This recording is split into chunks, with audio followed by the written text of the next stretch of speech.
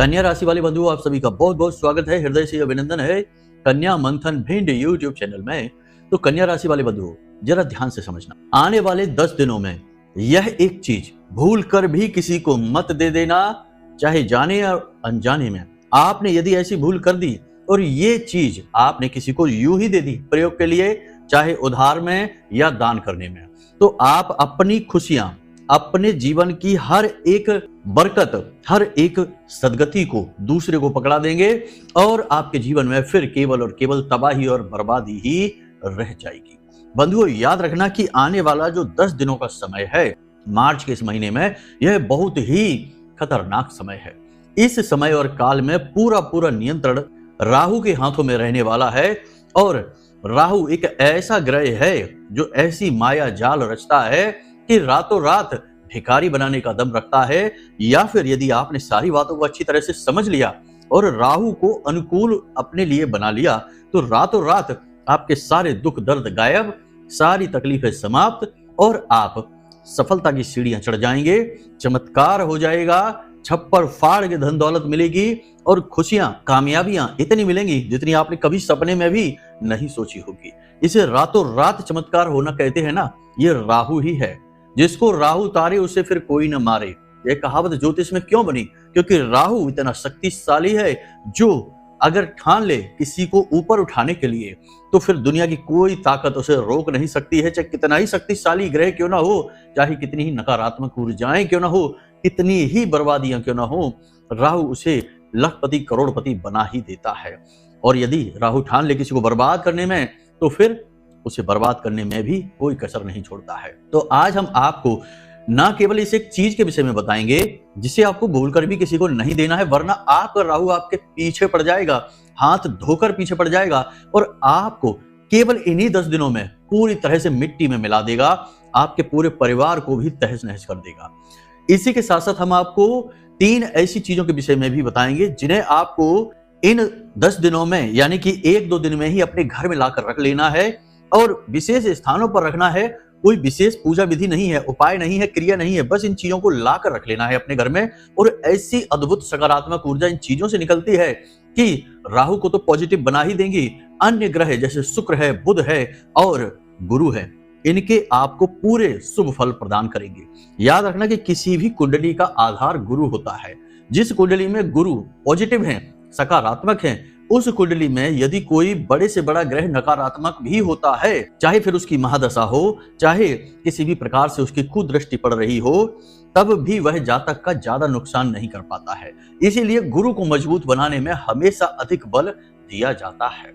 तो इस जो 3 चीजों के बारे में हम बताएंगे, इनसे आपका गुरु भी मजबूत हो जाएगा। इसी के साथ साथ हम आपको जो चीज एक बताने वाले हैं, उसके साथ साथ 3-4 चीजें और भी बताएंगे जो कि उन ग्रहों से जुड़ी हैं जो आपकी कुंडली में राहु के साथ बैठे हैं। यानी कि आज आपको अपनी कुंडली निकालकर देखनी है। आपकी कुंडली के आधार पर हम आपको बताएंगे कि आप कैसे राहु को पॉजिटिव कर सकते हैं और राहु के नकारात्मक परिणामों को रोक सकती है। जिस भी भाव में राहु बैठे हैं, उस भाव को कैसे शक्तिशाली बना सकते हैं, उसकी संपूर्ण पॉजिटिव एनर्जी अपने जीवन में ला सकते हैं। याद रखना बंधुओं कि राहु जो है वो एक सहचर्य से फल देने वाला ग्रह है। राहु का अपना कोई विशेष स्वभाव नहीं है। हाँ, नकारात्मक स्वभाव है, परंतु राहु संगत में आकर फल देता है। यदि अच्छे भाव में बैठ गया या फिर अच्छे ग्रह के साथ बैठ गया तो शुभ परिणामों की बारिश कर देता है, और यदि नकारात्मक भाव, नकारात्मक ग्रह, पापी ग्रह के साथ बैठ गया तो बर्बादी भी ला देता है।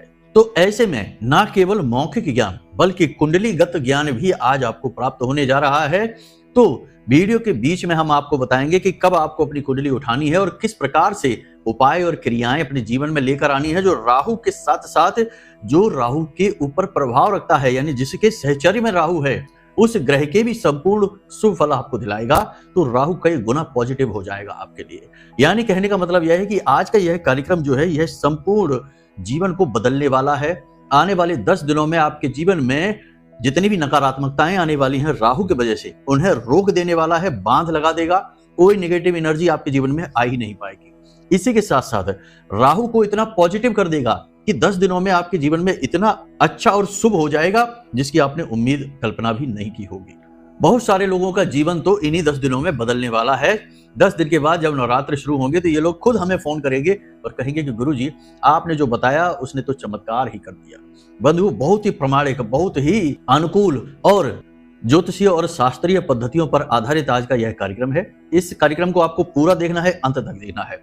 कार्यक्रम के अंत में हम आपको एक ऐसा महामंत्र, ऐसी गुप्त महाविद्या देने जा रहे हैं जिसे हमने खुद सिद्ध किया हुआ है और हम वह आपको देने जा रहे हैं। गुरु शिष्य परंपरा के अंतर्गत वह महामंत्र आपको मिलेगा और उसकी आपको साधना नहीं करनी है, सिद्धि नहीं करनी है, वह अपने आप सिद्ध है। उसे बस आपको उस समय प्रयोग करना है जब आप घर से बाहर निकलें किसी कार्य के लिए, महत्वपूर्ण कार्य के लिए, या फिर किसी व्यक्ति से मिलें जो आपके लिए कार्य करे, आपके लिए पॉजिटिव हो जाए, या फिर किसी जगह जहां आप चाहते हैं कि आपके लिए परिणाम आए, शुभ परिणाम आए, तो उस समय आपको उस मंत्र को मन में उच्चारण करना है और उसके चमत्कार लाइव अपनी आंखों से देखना है। जी हाँ बंधु, बहुत ही ज्ञानवर्धक कार्यक्रम है, बस इसमें अंत तक बने रहना। चलिए इस महान कार्यक्रम को, इस विशेष गुप्त महाविद्या को शुरू करते हैं। लेकिन उससे पहले महामाई को याद जरूर करेंगे तो कमेंट बॉक्स में पूरे भक्ति भाव के साथ लिख देना, जय मां भद्रकाली कृपा करो। महामाई इतनी दयालु हैं कि आपके ऊपर निश्चित कृपा करेंगी, हमें पूर्ण विश्वास है। इसी के साथ साथ बंधु आपको बता दें कि नवरात्रि के 9 दिनों के विशेष महाअनुष्ठान में जो शामिल होना चाहते हैं वो वीडियो में दिए गए नंबरों पर फोन करके जानकारी प्राप्त कर सकते हैं।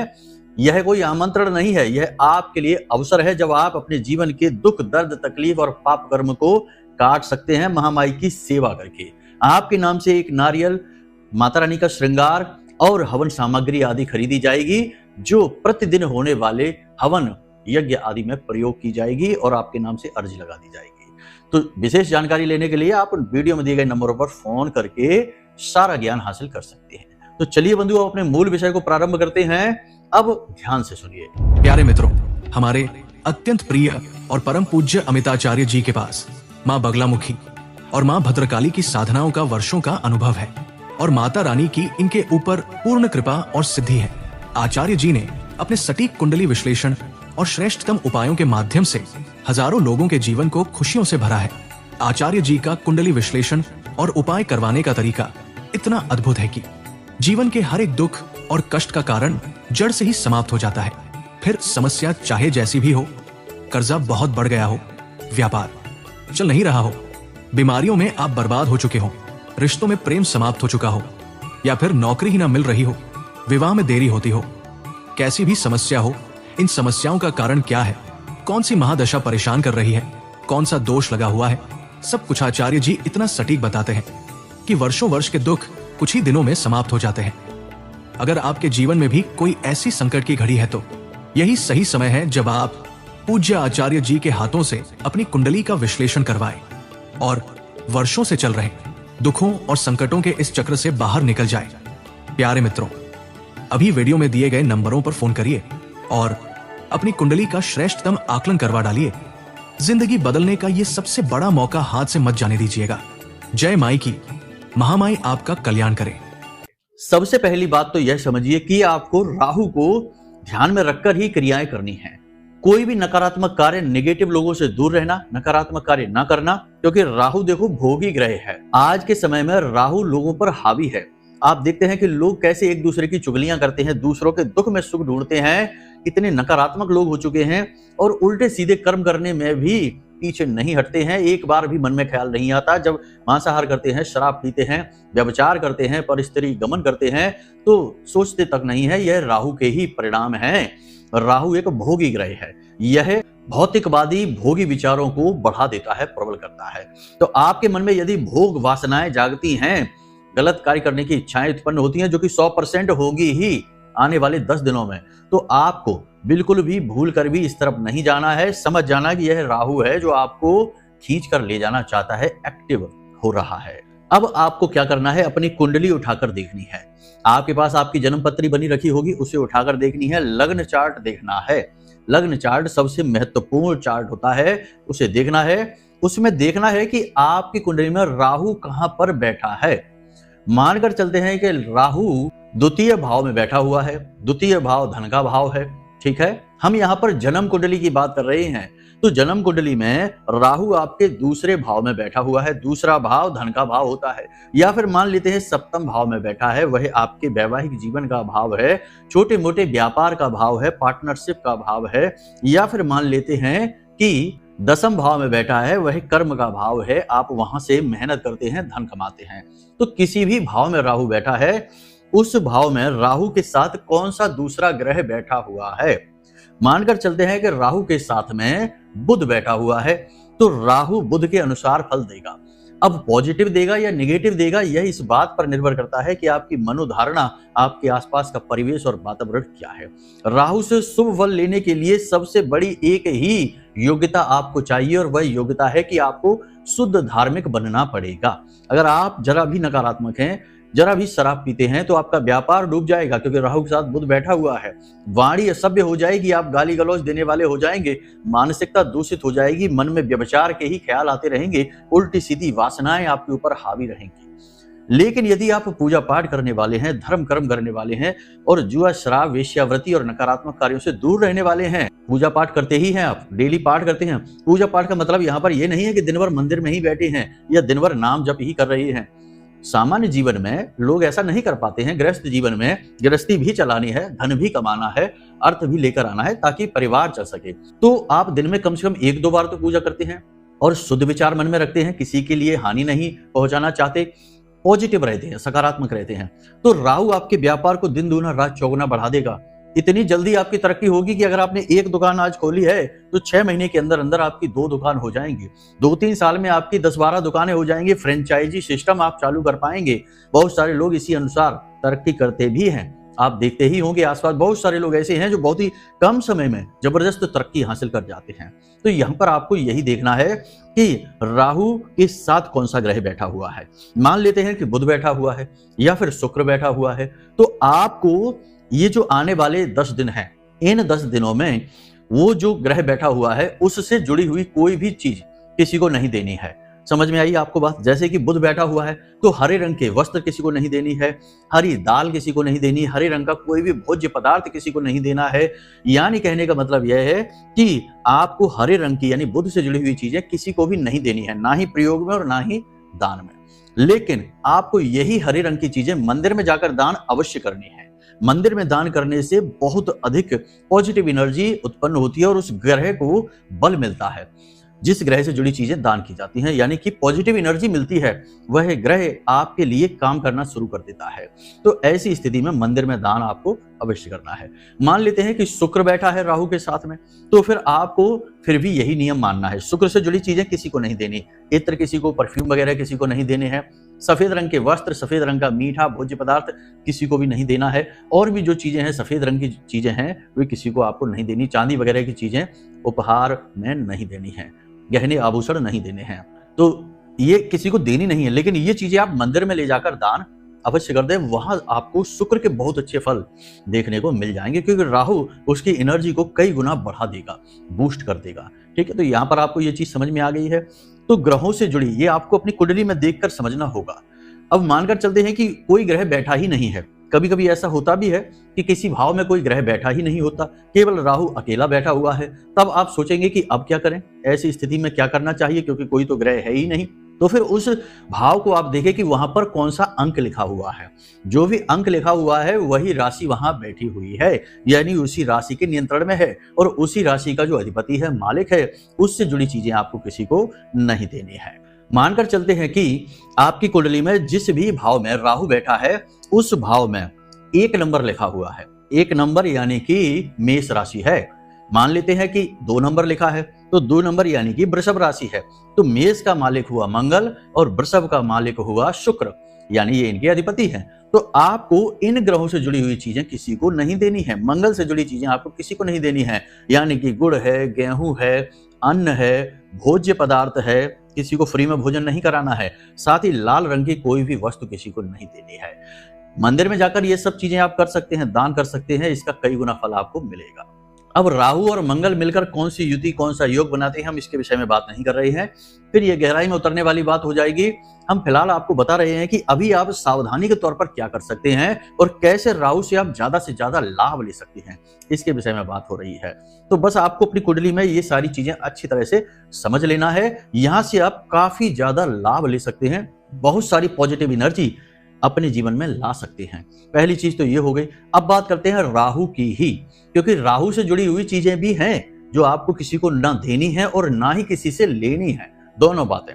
देखिए, ग्रह के बारे में ये कहा जाता है कि जब भी कोई ग्रह पॉजिटिव होता है तो हम उससे जुड़ी चीजें किसी को भी नहीं देते हैं, वरना हम अपनी उस ग्रह से जुड़ी हुई पॉजिटिव एनर्जी किसी को दे रहे हैं। और यदि कोई ग्रह निगेटिव है तो फिर हम उससे जुड़ी हुई चीजें किसी से नहीं लेते हैं।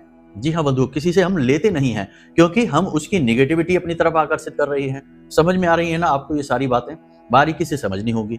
तो फिर अब यहाँ पर राहु के साथ एक अजीब सी चाल है, फेर है कि राहु से जुड़ी चीजें हम किसी को भी नहीं दे सकते हैं और ना ही किसी से ले सकते हैं, क्योंकि राहु का पॉजिटिव और निगेटिव होना हमें समझ में ही नहीं आएगा, पता ही नहीं चलेगा, क्योंकि राहु एक मायावी ग्रह है। यह हमारे आसपास एक ऐसी माया बुनकर रखता है कि हम भले बुरे का ठीक से ज्ञान लगा ही नहीं पाते। कभी कभी हमें जो चीजें अच्छी लग रही होती है, भली लग रही होती है, सच्ची लग रही होती हैं, बाद में वे ही चीजें बहुत ही बुरी तरीके से दूषित निकलती हैं और खराब निकलती हैं। तो ये राहु की माया होती है। तो इस चक्कर में ही आपको नहीं पड़ना है। राहु से जुड़ी हुई चीजें ना तो आपको लेनी है मुफ्त में किसी से और ना ही आपको देनी है।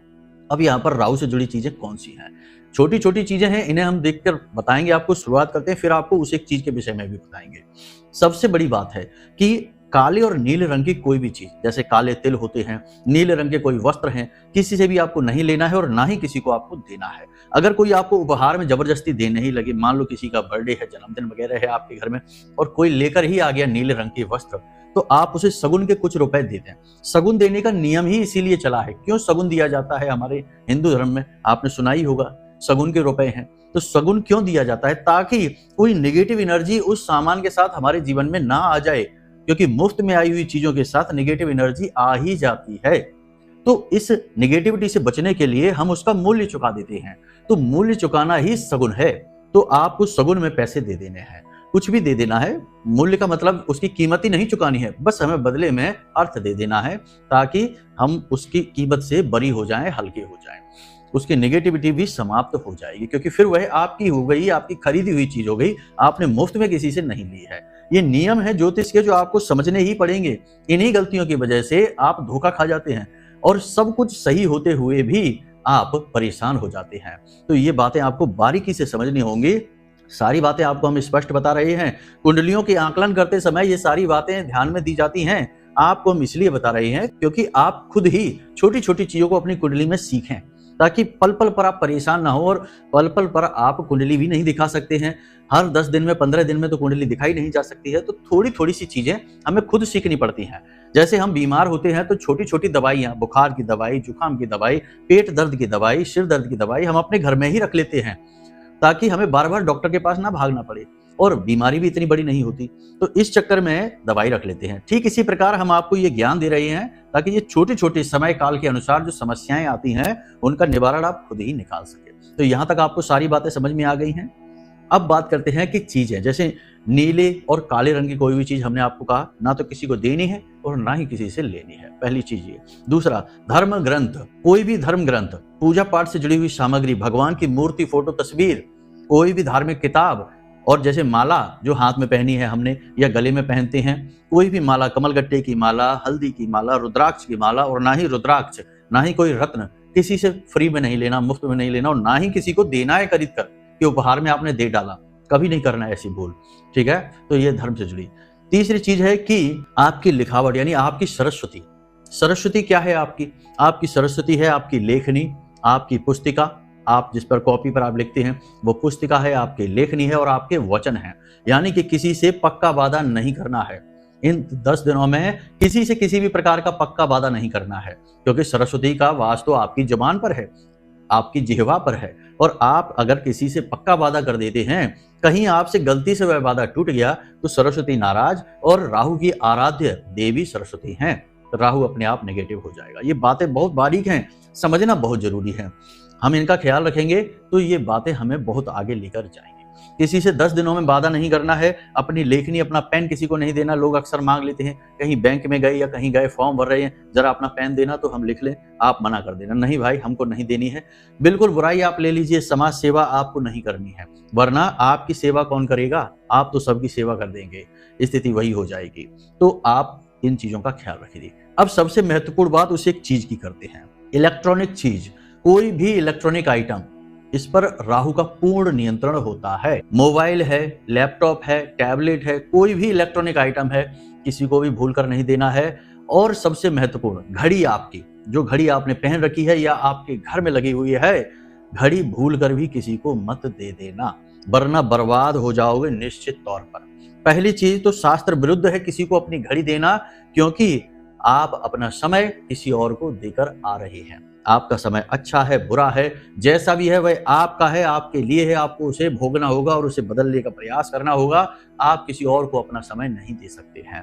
पहली चीज तो ये हो गई। दूसरी चीज है कि आप अगर चाहें तो राहु को इस उपाय के साथ बहुत ही पॉजिटिव बना सकते हैं कि एक घड़ी, कोई भी दीवाल घड़ी आप ले लें और उस घड़ी को ले जाकर मंदिर में लगा दें।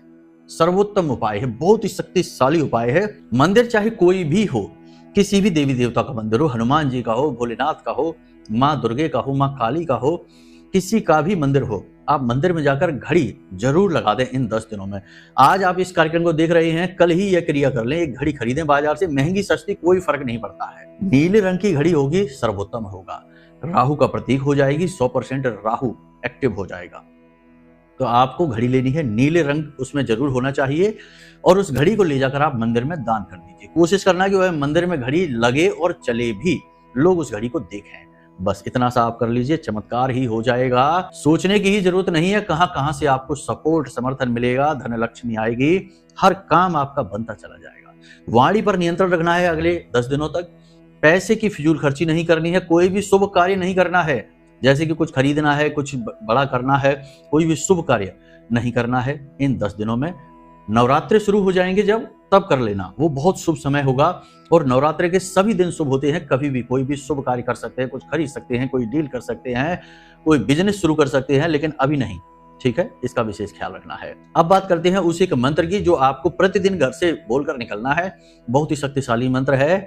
बस याद रखना कि इस मंत्र को जब आप बोलें तो आप शुद्ध हो, जूते चप्पल पहनकर ना बोलें और स्नान आदि करने के बाद ही बोलें। अब यदि इस अवस्था में है आपकी भाई घर से बाहर, तो जूते चप्पल पहन के ही निकलेंगे, काम पर जा रहे हैं तो आपको इस मंत्र को मन में बोलना है। मानसिक जाप की कोई सीमा नहीं है, कभी भी किसी भी अवस्था में किया जा सकता है। तो ज्यादा नहीं, बस 1-2 बार ही बोलना है। मंत्र याद कर लेना, बहुत ही काम का मंत्र है, बहुत ही सिद्ध मंत्र है, माँ बगलामुखी का मंत्र है और बहुत जल्दी काम करता है। आप बोलकर देखेंगे, तुरंत रिजल्ट मिलेगा। तो मंत्र जरा ध्यान से समझना है। आपके मोबाइल की स्क्रीन पर यह मंत्र दिखाई दे रहा है, तो जरा ध्यान से समझना। ओम ह्लीम ऐं श्रीम क्लीम श्री बगलानने मम रिपून नाशय नाशय ममेश्वर्याणि देहि देहि शीघ्रम मनवांछितम कार्य साधय साधय ह्लीम स्वाहा। यह महामंत्र है माँ बगलामुखी का। इस मंत्र को आप समझिए, इसमें क्या कहा जा रहा है। आपकी हर मनोकामना पूरी हो, आपके शत्रुओं का नाश हो और जल्द से जल्द आपकी जो मनवांछित इच्छाएं हैं वे पूर्ण हो जाएं। ये माता से प्रार्थना की जा रही है। और माँ बगलामुखी सबसे तीक्ष्ण महाविद्या है, सबसे ज्यादा शक्तिशाली और कारगर महाविद्या है इस कलियुग में।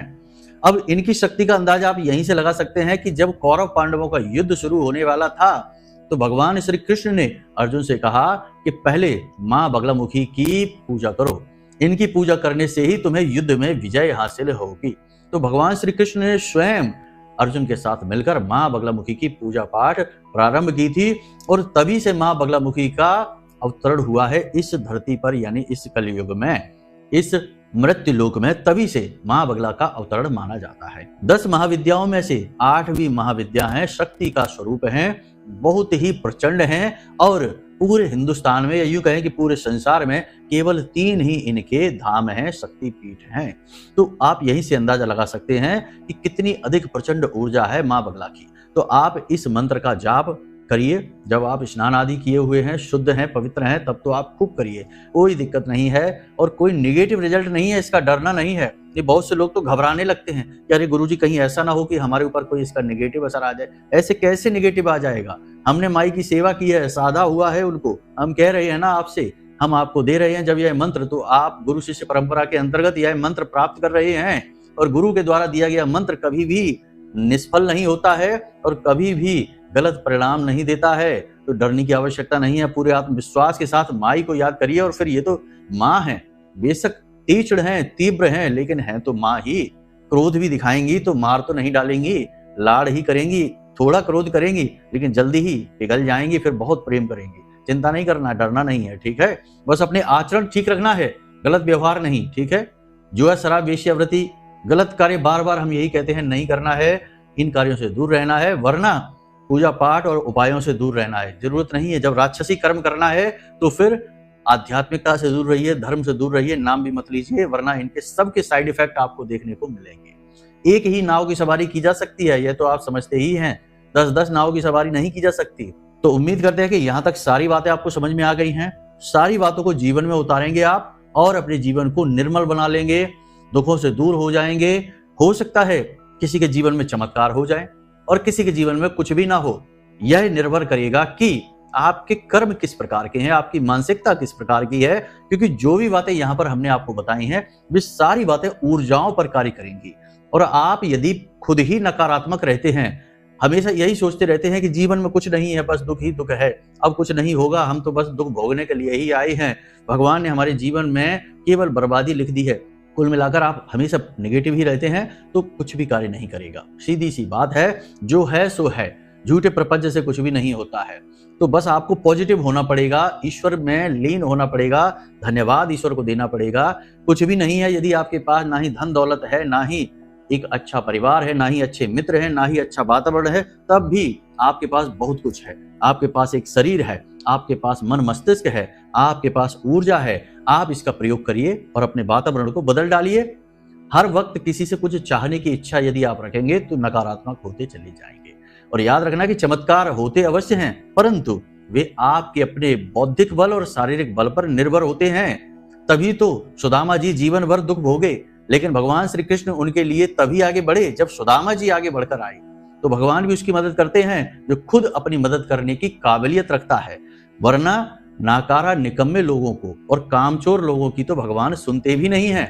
जीवन भर रोते रहिए, कुछ भी नहीं होगा। उम्मीद करते हैं आपको सारी बातें यहाँ तक समझ में आ गई हैं। हो सकता है कि कुछ बातें हमारी कड़वी हों, दिल को चुभ भी गई हों, लेकिन हमें मजबूरी में ये बातें करनी पड़ती हैं, क्योंकि ऐसे अधार्मिक और कुबुद्धि लोगों के कमेंट जब हम देखते हैं अपने वीडियो कार्यक्रम में, तो हम समझ जाते हैं कि इसका तो उद्धार भगवान भी नहीं कर सकते हैं। हम जैसे तुच्छ लोगों की तो हैसियत ही क्या है इसके सामने, ये सबसे महान है, ब्रह्म ज्ञानी है। तो बस ऐसे लोगों को देखकर हमें थोड़ा सा क्रोध आ जाता है। बाकी आप चिंता न करिए, जो बातें हमने आपको बताई हैं वो पत्थर की लकीरें हैं और सिद्ध हैं। इनका प्रयोग करिए और खुद अपनी किस्मत को बदल डालिए। चलिए आज के इस कार्यक्रम को यहीं विराम देते हैं। कोई भी प्रश्न यदि मन में हो, पूजा में भाग लेना हो या कुंडली विश्लेषण कराना हो, नंबर वीडियो में दिए गए हैं, केवल इन्हीं नंबरों पर फोन करना और किसी नंबर पर नहीं। नंबर एक बार चेक कर लेना, कहीं गलत नंबर तो नहीं लग रहा है। और पहले हमारी इंक्वायरी करना कि अमिताचार्य जी के यहाँ से बोल रहे हैं कि नहीं, उसके बाद आगे की बात करना। तो चलिए बंधु, बस कार्यक्रम को यहीं पर विराम देते हैं। मिलते हैं अगले ज्ञानवर्धक कार्यक्रम में। हमेशा हंसते रहिए, मुस्कुराते रहिए, सकारात्मक रहिए और महामाई पर अपनी आस्था और विश्वास बनाकर रखिए, क्योंकि आपका उद्धार तो वहीं से होना है। तो प्रेम से बोलिए जय माई की। महामाई आपका कल्याण करेंगी। धन्यवाद। हमारे प्रिय और परम पूज्य आचार्य जी ने अपनी साधनाओं के अनुभवों पर आधारित शक्तिशाली उपाय और क्रियाओं के माध्यम से हजारों लोगों के जीवन को पूरी तरह से बदला है।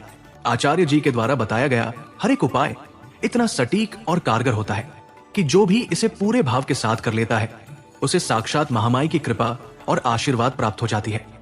इसलिए निसंकोच इन उपायों को पूरे भाव के साथ करिए, आपका कल्याण होगा। जय माई की।